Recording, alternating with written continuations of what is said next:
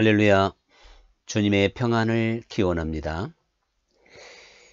여리고라고 하는 지역을 우리는 잘 기억하고 있습니다. 요단강이 끝나고 사해 바다가 시작되는 그러한 접경 지역에 여리고의 성읍이 자리를 잡고 있습니다. 그러다 보니까 사막과 같은 그러한 지역인데 오아시스가 있고 또한 엘리사 샘이라고 전해지는 그러한 샘이 있기 때문에 성읍을 이루게 되었고, 그래서 구약에도 보면 여리고성이 견고하게 자리를 잡기도 했습니다. 여호수아에 의해서 무너지게 되었던 것이죠. 그리고 오늘 본문 엘리사 시대에도 여리고 성읍이 있어서 엘리사가 그 여리고의 문제가 되는 물을 고쳐 주었던 그런 기록, 그리고 신약 시대에는 그 삭개오가 예수님을 만나기 위해서 뽕나무 위에 올라갔던 곳이 바로 여리고였습니다. 그래서 우리가 여리고를 이렇게 세 가지로 분류해 볼 수가 있는데, 그 여리고 성과 오늘 엘리사 시대의, 즉 구약의 여리고, 그리고 삭개오가 나오는 신약의 여리고, 그리고 현대의 여리고, 그 성읍은 신약시대의 여리고와 현대의 여리고가 합쳐져서 큰 도시를 이루고 있는 걸 볼 수가 있습니다. 그 여리고에는 오아시스와 엘사샘이 있기 때문에 과일과 채소가 많이 있었고, 특별히 종려나무가 많은 그러한 지역입니다. 그래서 모세는 종려나무 성읍이다, 이렇게 여리고를 이름으로 붙이기도 했습니다. 근데 오늘 본문에 보면 여리고가 위치는 대단히 좋은데 물이 좋지 않으므로 열매를 맺지 못하였다, 이렇게 기록하고 있습니다. 그래서 여리고에 사는 사람들이 큰 안타까움으로 엘리사에게 그 사정을 호소하게 된 것이죠.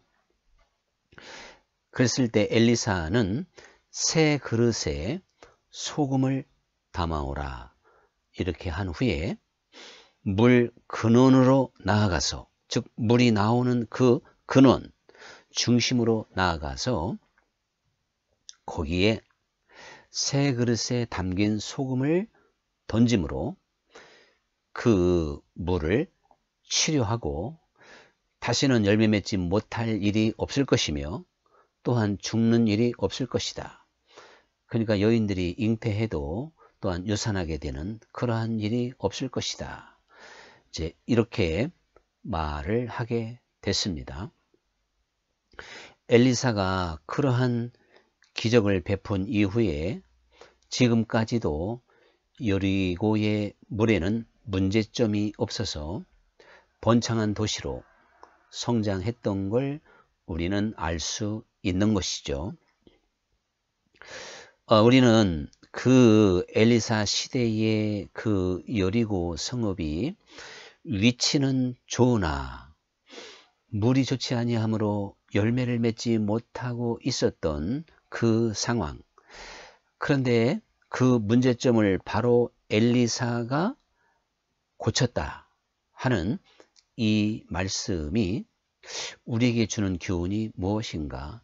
하나님의 말씀은 이 말씀을 통해서 어떠한 비밀을 우리에게 가르쳐 주고 있는지, 사실 이것을 오늘날의 관점에서 해석할 수가 있어야 됩니다.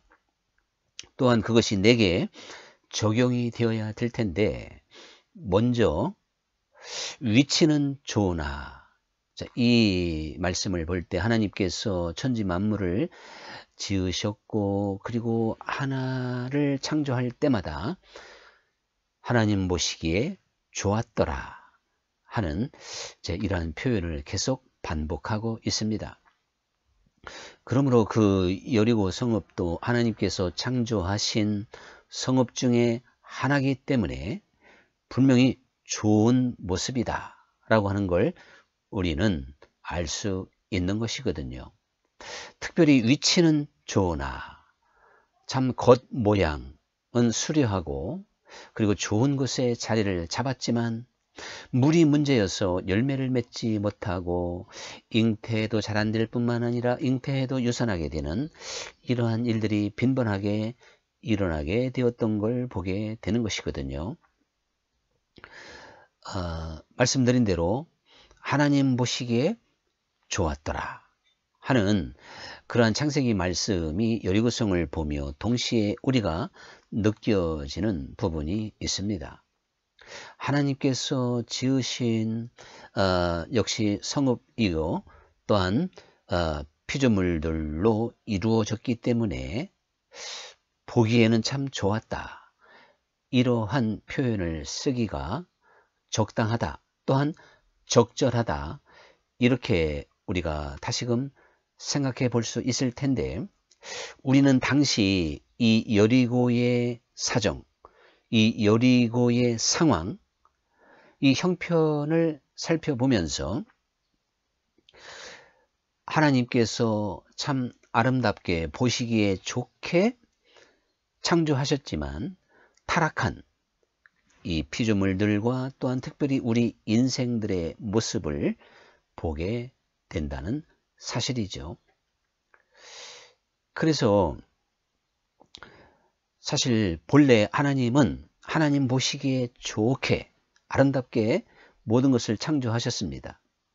특별히 우리 사람들은 하나님이 만드셨다 이러한 표현을 쓰시는 게 아니고 오늘날 내가 너희를 낳았도다 이렇게 말씀하신 것과 같이 우리는 하나님이 직접 낳은 존재, 마치 여인이 아이를 낳는 것처럼 이렇게 우리 인생들을 낳았다고 말씀하고 있습니다.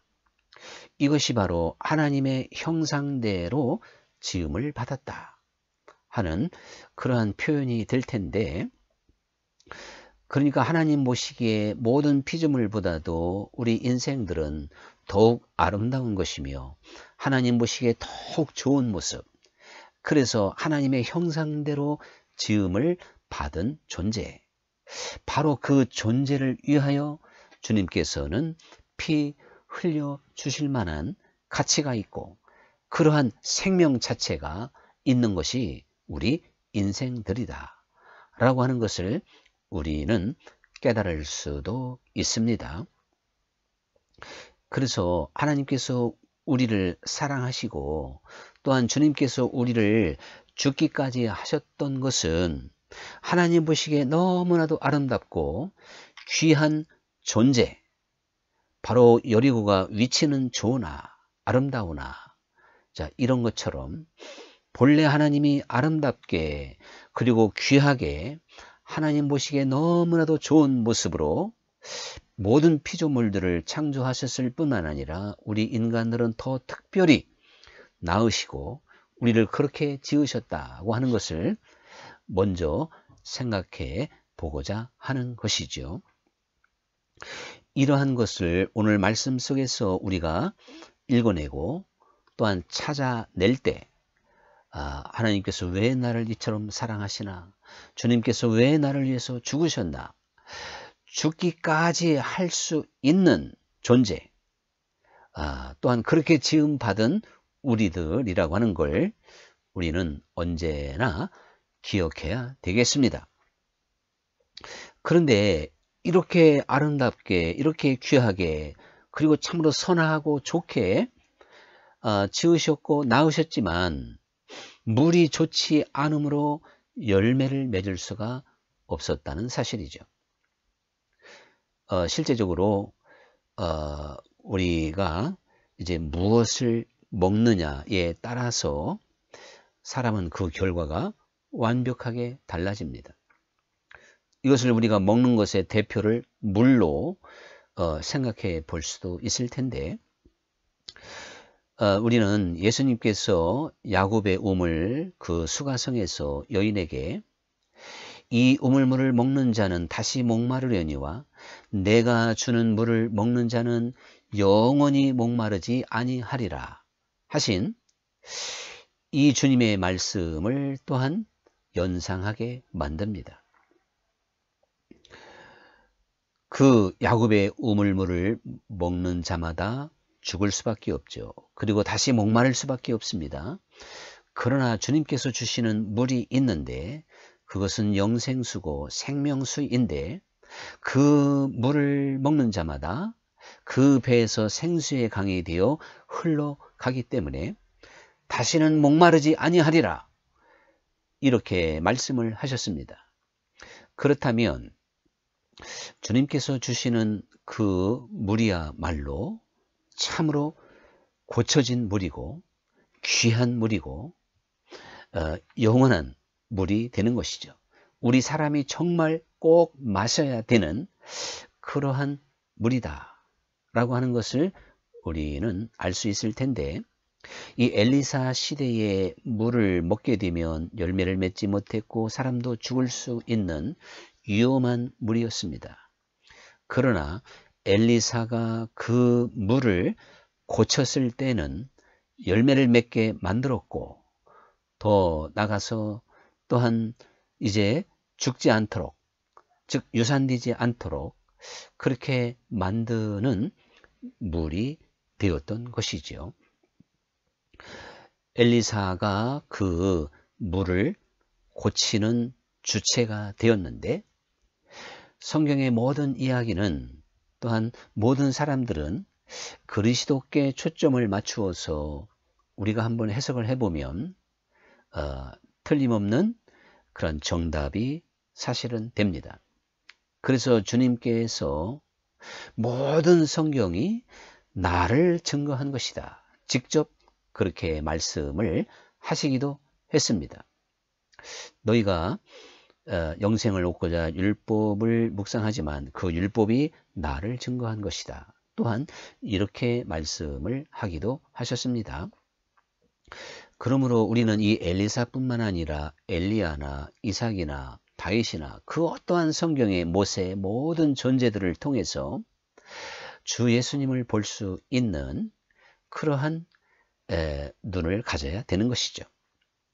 그렇게 접근할 수 있는 그러한 생각이 성경을 해석하는 데 있어서 대단히 중요하다라고 하는 것을 생각해 볼 때, 오늘 이 엘리사가 했던 일, 엘리사를 통해서 치료되었던 역사, 이것은 바로 주님께서 하시는 일, 또한 주님의 그 역사를 그대로 보여주고 있는 것이다 라고 하는 것을 우리는 깨달을 수가 있을 것입니다. 이 엘리사가 그 물을 고치는 데 있어서 새 그릇에 그리고 소금을 담아 오라, 그렇게 말을 하게 됐습니다. 물을 고치는 데 있어서 새 그릇과 그리고 소금, 이것이 필요하게 됐습니다. 우리는 이 새 그릇 또한 소금, 이런 것들을 생각해 보면서 먼저 소금은 구약 시대에 언약으로 이렇게 해석되고 있는 걸 볼 수 있어요. 그래서 레위기 2장에 보면 모든 소재에 소금을 반드시 넣으라는 것이죠. 누룩이나 꿀을 넣지 말고 소금을 넣어라. 이 소금은 나와 너희에게 있을 영원한 언약이다, 이렇게 말씀을 하시며 모든 소재물에 소금을 넣으라고 말씀을 하셨습니다. 그렇기 때문에 이 소금은 어떠한 언약을 상징하고 있는 것이죠. 또한 새 그릇, 예수님께서 새 술은 새 부대에 담아야 된다, 하신 말씀을 우리가 생각해 보면서 이 새 그릇에 담겨진 소금은 새 언약의 시대, 또한 이제 주님께서 우리에게 진정으로 맺는 영원한 언약을 상징하고 있다는 사실입니다. 첫 언약은 율법과 함께 맺었습니다. 그런데 그 율법은 오늘 말씀대로 보면 좋지 않은 물로 지금 비유가 되고 있는 겁니다. 실제로 율법을 배우고 율법을 묵상하고 율법을 따랐던 인생들은 예나 지금이나 오히려 정죄를 당하고 의로워질 수 없고 율법이 나를 의롭게 할 수는 없는 것이죠. 오히려 우리를 곤고하게 만들고 비참하게 만들 뿐입니다. 그 율법은 몽학선생과 같이 우리 자신을 죄인으로 비추어내며 그리스도께 인도하는 역할을 할 뿐이지 율법 자체가 우리를 새롭게 할 수 없고 의롭게 할 수 없습니다.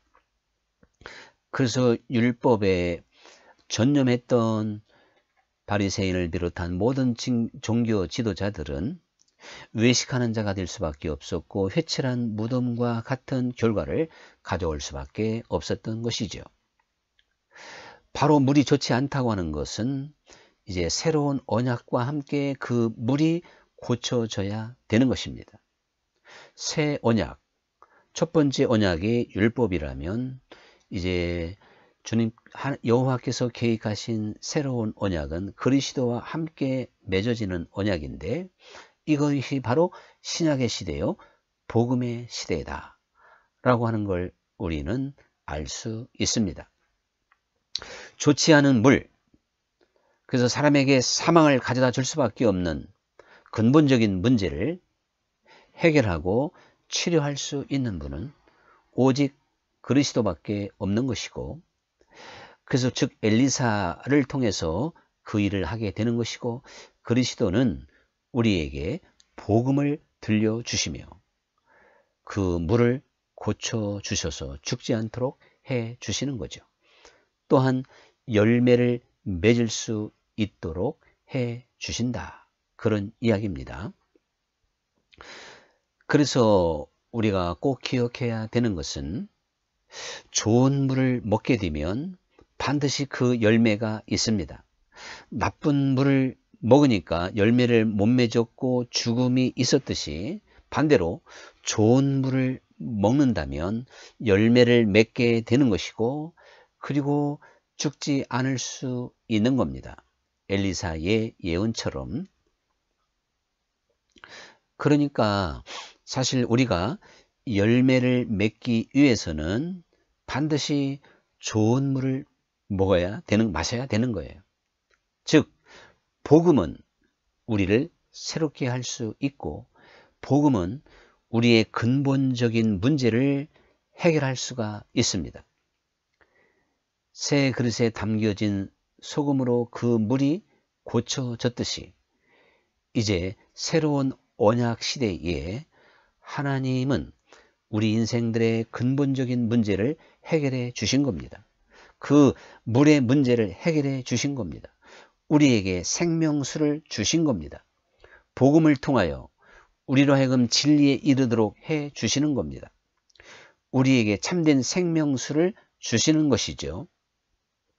이것이 바로 오늘 본문 엘리사를 통한 이 기사의 내용의 본질이 되는 것입니다.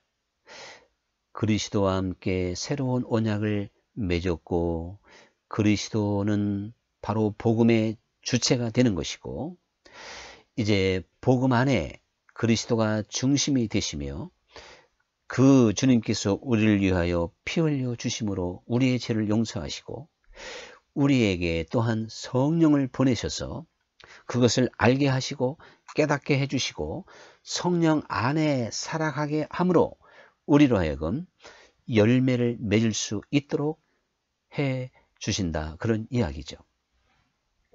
그러므로 복음을 들은 자마다 복음을 받아들인 자마다 반드시 열매를 맺게끔 되어져 있습니다. 그래서 성경은 열매를 찾고 있는 것이죠. 세례 요한도 그랬고 예수님께서도 말씀하시기를 이미 도끼가 나무 뿌리에 놓였으니 열매 맺지 않는 나무마다 찍어서 불에 던지우리라. 이렇게 말씀을 하시게 된 겁니다. 우리가 열매를 어떻게 맺을 수가 있을까요? 사람이 힘써서 애써서 열매를 맺을 수가 있을까요? 이것은 오늘 본문에서 답을 찾을 수가 있습니다. 여리고성의 사람들이 아무리 안타까워하고 그리고 괴로워하고 조급해해도 열매 맺을 수 없는 물이 흘러가는 한 그들의 문제는 해결될 수가 없는 겁니다. 아무리 해결하려고 해도 할 수가 없는 거죠. 오직 엘리사만이 그 물의 근원을 고쳐서 그들의 문제를 해결해 줄 수가 있었던 것입니다. 이와 마찬가지로 우리 스스로 열매 맺을 수 없습니다. 오직 주님께서 우리가 마실 수 있는 물을 주실 때만이, 고쳐진 물, 즉 영생수, 복음을 우리에게 주실 때만이 우리는 열매를 맺게 되는 것이고, 또한 그 물을 마시는 자마다 영원히 목마르지 아니하리라 하신 말씀 그대로 우리는 하나님께서 원하시는 열매를 맺게 되는 것입니다. 갈급하고 목마른 것은 하나님이 원하시는 열매가 아닌 것이거든요. 우리 속에서 강물처럼 흘러넘치는 그것이 바로 하나님이 우리에게 주시는 열매이죠. 다시는 목마르지 아니하는 것, 갈급해하지 않는 것, 이것이 바로 하나님께서 우리에게 맺도록 해주시는 열매가 되는 것인데, 이 영생수, 좋은 물을, 즉 치료된 물을 마시는 이는 저절로 열매를 맺게 되는 것이다. 자, 하는 것을 우리는 깊이 깨달아야 되는 것입니다. 그래서 정말 이 성경은 우리에게 열매를 구하고 있고요. 그래서 열매 맺지 아니하는 무화과 나무를 주님께서 직접 저주하기도 하셨습니다. 이렇게 열매를 구하는 이유는 우리가 이제 열매를 맺을 수 있는 사람이 되었다는 것입니다. 지금은 열매 맺는 시대라는 것입니다. 힘써도 애써도 안 되는 시대가 있었는가 하면 이제는 그 물이 치료되었기 때문에, 우리에게 생명수가 주어졌기 때문에 이 물을 마시는 자마다 목마르지 아니하리라, 즉 열매 맺게 되리라, 이렇게 성경은 말씀하고 있습니다. 그러므로 우리가 지금 주 예수님을 믿으면서 열매를 맺어도 좋고 맺지 않아도 좋다는 이야기가 아닙니다. 반드시 우리는 30배, 60배, 100배로 풍성한 열매를 맺어야 됩니다. 우리가 맺어야 되는 그 열매는 무엇일까요? 사실 세례 요한에게 사람들이 궁금하니까 그것을 질문했고, 또한 세례 요한이 성실하게 정답을 가르쳐 주었습니다. 그 가르침이 무엇이냐면, 그 많은 사람들에게 어떤 열매를 맺어야 되느냐고 묻는 이들에게 옷 2벌 있는 자는 없는 자에게 주고 양식이 있는 자도 그렇게 해라. 그리고 너희 세리들은 정한 세 위에는 더 징수하지 마라. 너희 군병들은 너희 받는 월급을 족하게 여기고 다른 사람의 것을 힘으로 빼앗거나 또한 속여서 강탈하지 마라. 이렇게 말씀을 하시게 됐습니다.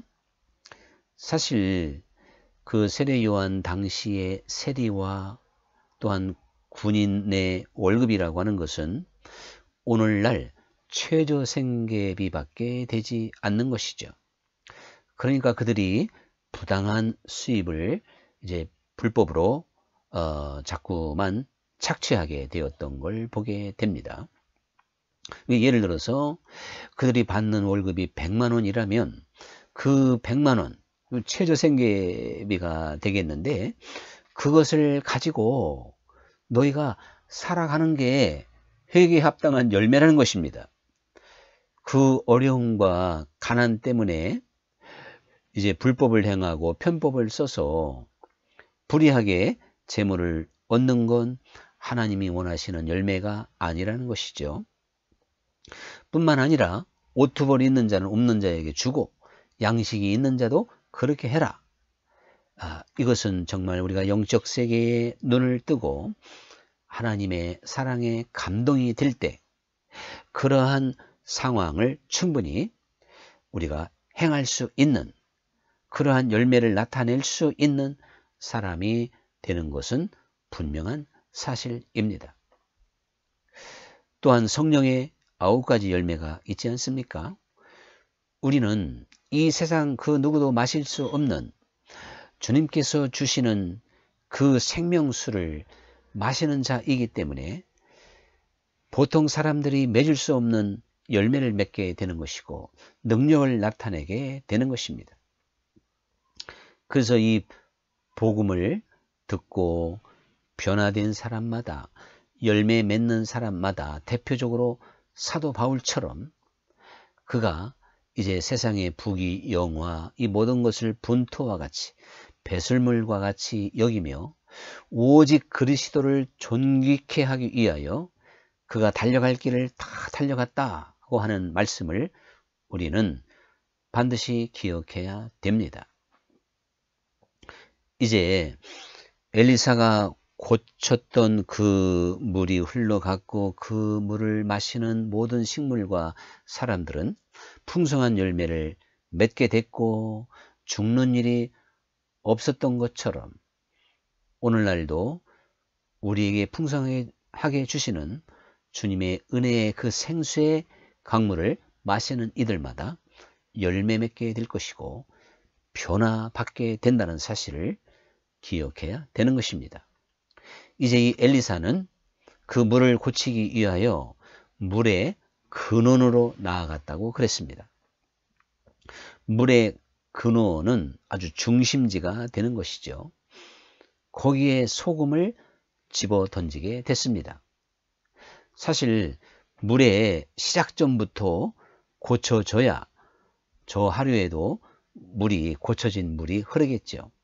소금을 만약에 근원에 넣지 않고 물 하루 정도에다가 집어 넣었다면, 그래서 이제 그 부분만 물이 고쳐졌다면 새로 흘러오는 물은 여전히 나쁜 물이기 때문에 열매 맺힐 수 없고 또한 사람이 살 수 없는 물이 돼버리고 마는 것이죠. 그래서 그 근원으로 갔다고 하는 것은 역시 우리가 이제 사람으로 말하면 우리 마음 중심에 복음이 떨어져야 되는 것이고 또한 우리의 그 중심, 마음이 변화를 받아야만이 진정한 열매를 맺는 사람이 되는 것이고 주님의 생명으로 사는 사람이 된다 하는 말씀이 되는 겁니다. 실제로 우리 마음에 모든 것이 달려져 있습니다. 우리는 우리의 마음이 무너지면 아무것도 할 수가 없습니다. 그 생명의 근원이 이제 무릇 지킬 만한 것보다 너희 마음을 지켜라. 생명의 근원이 이에서 나기 때문이다.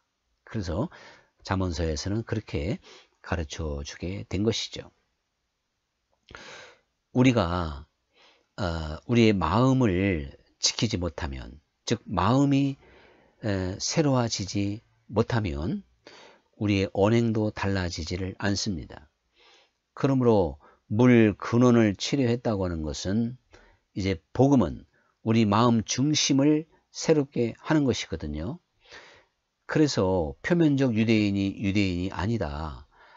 이제는 할례는 육신에게 할 것이 아니고 이면적 유대인이며 할례를 마음에 할지니라. 이렇게 말씀을 하게 된 겁니다. 우리는 마음의 할례를 받는다. 이것은 바로 우리 마음이 변화를 받는 것이고 중심이 깨지게 되는 것을 설명해 주고 있습니다. 주님, 우리가요, 이 말이라고 하는 것이 대단히 중요한 이유가 우리 마음의 상태가 그대로 말로 나오기 때문이라고 주님께서 말씀을 하신 겁니다. 그래서 마음이 악한 자는 악한 말을 하게 되는 것이고, 마음이 선한 자는 선한 말을 하게 된다는 것입니다. 그래서 그렇게 말이 중요한 것인데, 우리가 말뿐만 아니라 우리의 모든 행위를 아름답게 선하게 그리고 사랑의 사람으로 이렇게 변화되기 위해서는 마음이 변화를 받아야 된다, 그런 이야기죠. 자, 그래서 우리 기독교는 종교가 아니다 라는 말을 하게 되고, 마음의 종교다 라는 말을 하게 된다고 제가 말씀을 여러 차례 드렸습니다. 그러니까 기독교는 종교가 아니다. 사실 종교가 아닙니다. 종교는 그저 어떤 의식을 갖추고 거칠해하고 외식하고 위안을 좀 삼고 도피처로 삼는, 자, 그것이 종교 행위입니다. 그런데 구약 전체는 사실 종교였어요. 구약의 역사는 종교의 역사였다. 그러니까 말씀드린 대로 외식하는 자가 될 수밖에 없었고 회칠한 무덤이 될 수밖에 없었던 것이죠. 그러나 이제는 그것이 고쳐졌고, 우리가 직접 주님의 생명수를 마시는, 즉 주님의 생명을 받는, 그 피의 공로와 성령을 받는 이러한 복음의 시대에는 더 이상 종교가 아니고 주님의 생명에 참여하는 것이고, 주님과 함께 교제하는, 그래서 그리스도 예수의 마음을 배우는, 그리하여 주님과 연합하고 하나가 되는 포도나무의 비유처럼 줄기가 된 예수님께 가지된 우리들이 붙어서 하나가 되는, 이것이 바로 기독교 신앙이기 때문에 어찌 이것을 종교라 말할 수 있겠으며, 그러니 우리가 종교 생활을 해서는 안 되는 것이죠. 물론 겉모양도 중요한 거지만 알맹이가 빠졌다면 우리는 한 사람의 종교인에 불과하다 라고 하는 것을 우리는 다시 한번 기억하고, 이제 내가 지금 주님께서 원하시는 열매를 맺고 있는지 없는지를 스스로 점검해 봐야 됩니다. 주님께서는 그 열매를 보아서 나무를 안다고 그랬습니다. 우리가 지금 어떤 열매를 맺히느냐가 좋은 나무가 될 수 있고 나쁜 나무가 될 수가 있다는 사실이죠. 좋은 물을 마시면 반드시 열매를 맺게 된다고 그랬습니다. 우리는 주님의 은혜, 그리고 주께서 우리에게 주시는 생명, 이러한 것들을 더욱 진지하게 묵상하고, 또한 그것을 구하고, 또한 그것을 내 마음으로 받아들여서, 그래서 내 마음이 깨질 때 나의 말과 행위와 삶 전체가 하나님 앞에 온전히 새로워지고 정말 아름다운 열매로 보여질 수 있는 그러한 복된 삶으로 계속 전진해 가야 됩니다. 우리의 열매가 어떠한지를 내 말을 통해서, 내 생각과 마음을 통해서 날마다 점검해 보시고, 정말 하나님께서 원하시는 사랑과 귀한 열매가 내 삶에 온전히 맺힐 수 있도록 더욱더 주님 앞에 나를 바로 세우는 믿음의 사람들이 되어야 되겠습니다. 할렐루야. 우리 다음에 또 만날 때까지 주님 안에서 좋은 열매가 맺혀지는지 항상 자신을 살펴보고 주님과 동행할 수 있기를 기원합니다. 감사합니다.